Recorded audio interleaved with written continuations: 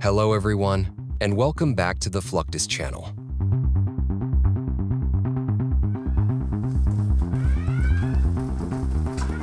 Present-day military air power has grown to the point where state-of-the-art fighters could scramble and launch an airstrike in minutes.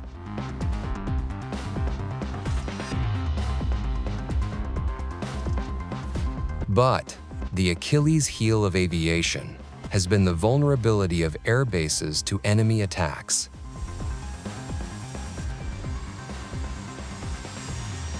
The U.S. military has taken a daring approach to exploiting this vulnerability by operating its fighter jets from the middle of nowhere.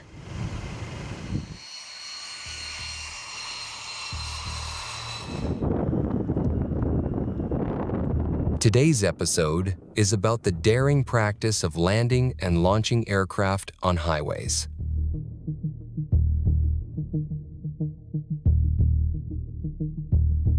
Airstrips located at fixed air bases are soft targets for adversaries.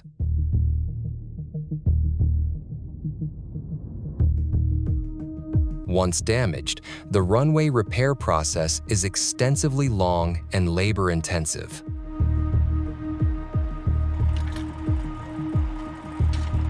Delaying operations until the runway is fixed poses a tactical disadvantage amidst an intense assault.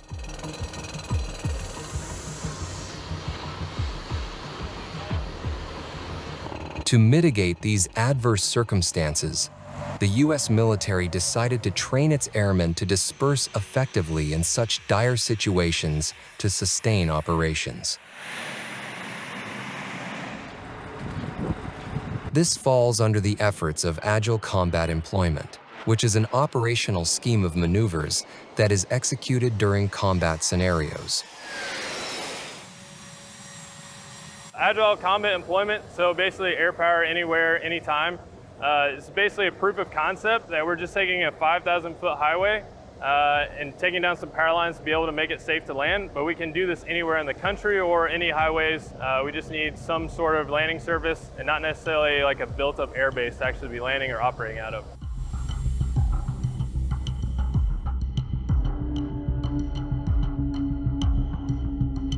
The primary objective of Agile Combat Employment is to swiftly disperse assets, personnel, and aircraft from fixed base infrastructures to a network of dispersed points to mitigate potential adversary damage.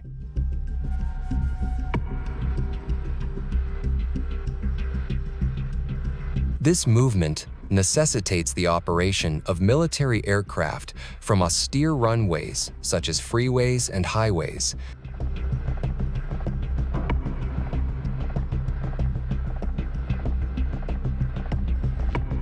making it the most feasible alternative when traditional runways are unavailable.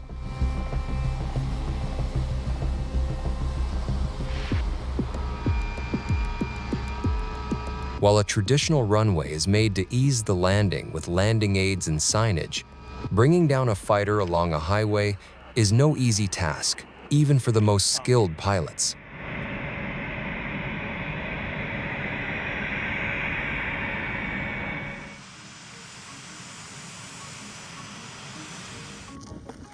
To maintain military preparedness, pilots undergo recurrent training by operating from austere locations to leverage their capabilities.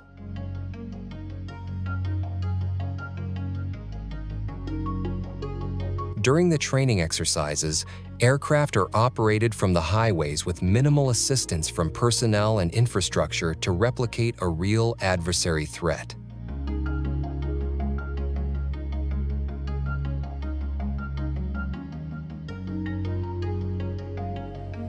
The U.S. Air Force initiated a training exercise for the very first time to practice unimproved surface landings with the A-10 Thunderbolt II attack aircraft.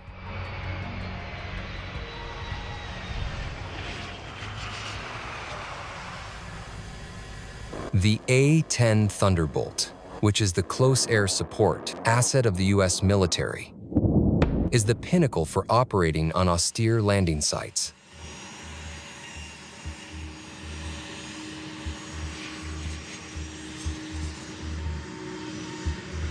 The ability to deploy from austere sites close to a combat zone offers immediate support for the ground troops.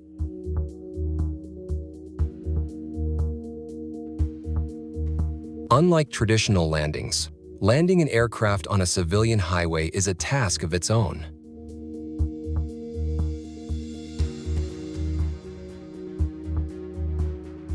Combat controllers play a pivotal role in setting up and controlling the temporary landing zones.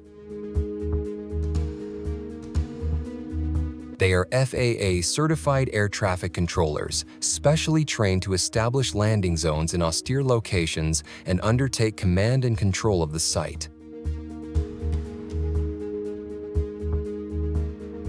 The ultimate goal of austere landings is to conduct integrated combat turnarounds, which is a process of rapid rearming and refueling of the aircraft.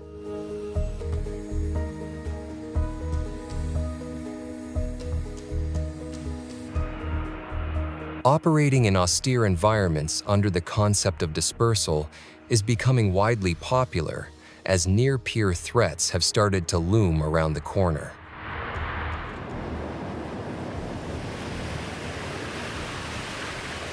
In extraordinary situations, the need arises to create an airstrip from the very ground itself. These remarkable efforts involve transforming sandy terrain into a rugged and dependable landing surface.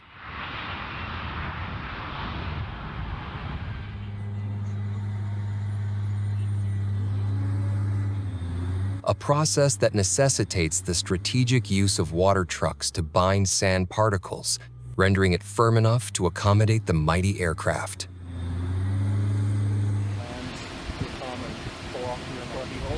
Okay, and second we'll land, come down here, we'll have With the groundwork laid on the transformed sand strip, the next stage is equally crucial. C-17 Globemaster III's landing and takeoff process.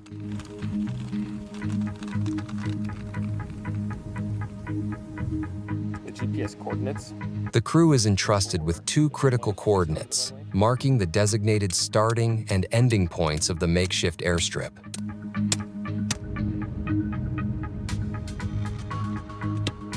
These markers are navigational beacons that guide the aircraft to its intended path.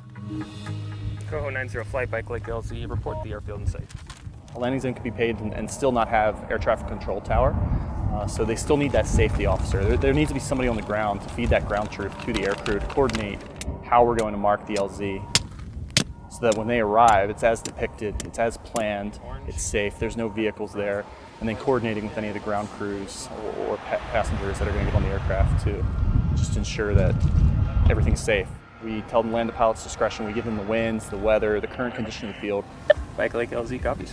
Our squadron for the AMLO side of the house is usually pilots and navigators.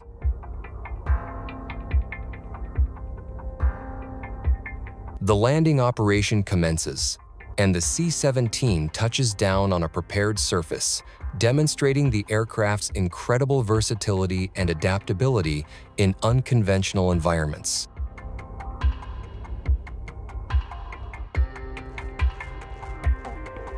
After a successful landing, the aircraft's powerful engines roar to life once more as it prepares for takeoff.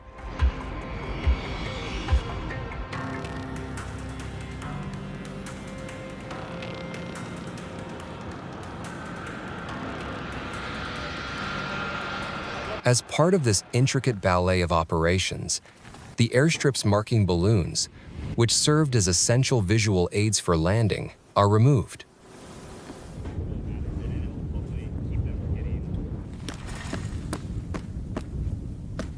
This meticulous process ensures that these markers can be reused for future operations, optimizing the efficiency and resourcefulness of C-17 and its dedicated crew.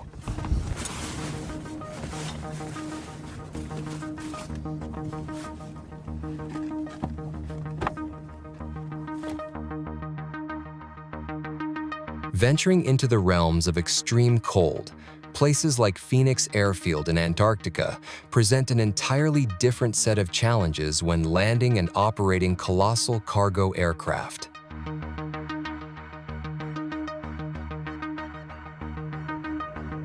In such unforgiving environments, where cold bites and conventional methods may falter, adaptability becomes paramount.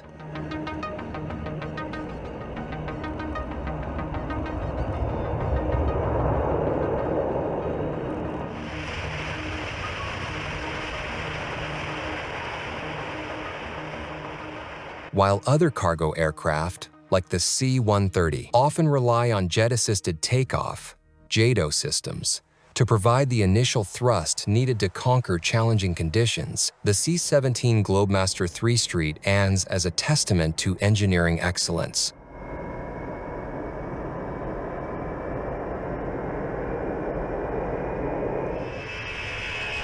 Its formidable engines possess the sheer power required to navigate these icy runways without the need for additional auxiliary JATO systems.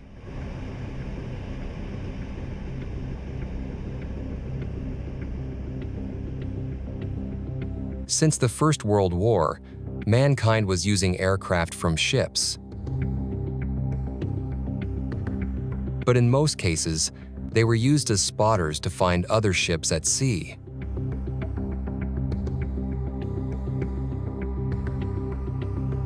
Only during World War II did the value of aircraft carriers become apparent.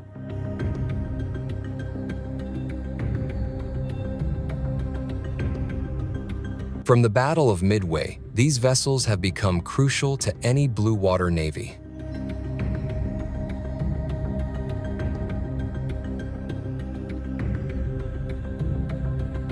These days, aircraft carriers like the Nimitz and Gerald R. Ford class have become floating cities with hefty price tags and unequaled projections of military might.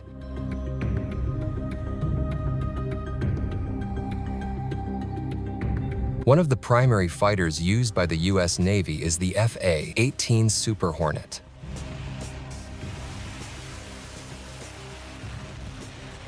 When a Super Hornet is fully loaded, it weighs as much as 66,000 pounds, or 29,937 kilograms.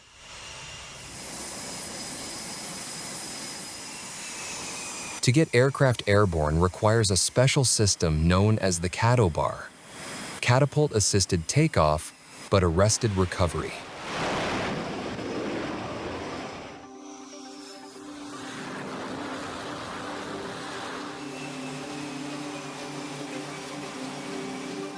Aircraft are attached to a catapult, which runs the length of the launch deck. Once the aircraft's weight has been confirmed, the correct pressure steam is used to launch the plane clear of the flight deck at the appropriate takeoff speed. Once the aircraft needs to land, it uses a lowered tailhook, which then snags one of 4 arresting cables across the deck, and the plane is brought to a standstill. In the Gerald R. Ford-class aircraft carrier, the system used is called EMALS, short for Electromagnetic Aircraft Launch System, which uses no steam. Although aircraft carriers like the Nimitz class have 2 main flight deck areas, one for takeoff and one for landing, there are 4 catapult systems. 2 of the catapults are on the bow, and 2 more are located on the angled landing area, also known as the waist. The carrier can launch 4 aircraft in quick succession, but can only land 1 at a time.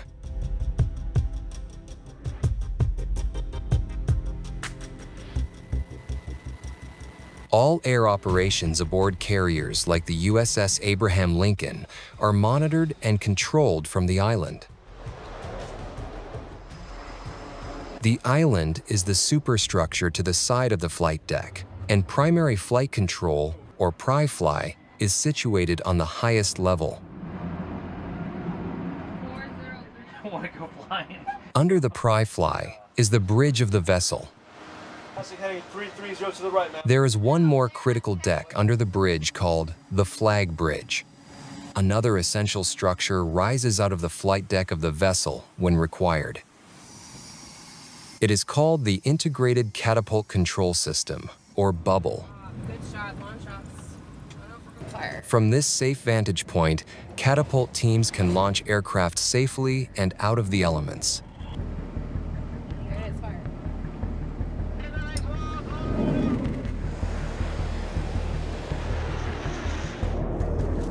From landing fighters on rural highways to launching jets from floating air bases at sea, the U.S. military has redefined what it means to project air power in the 21st century.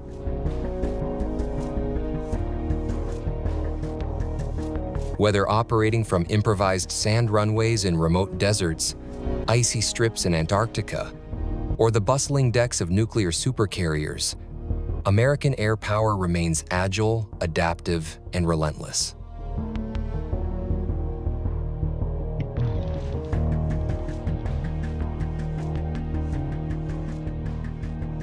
That's the end of this video. I hope you enjoyed it. Make sure to subscribe to this channel so you don't miss any of our new content. See you next time.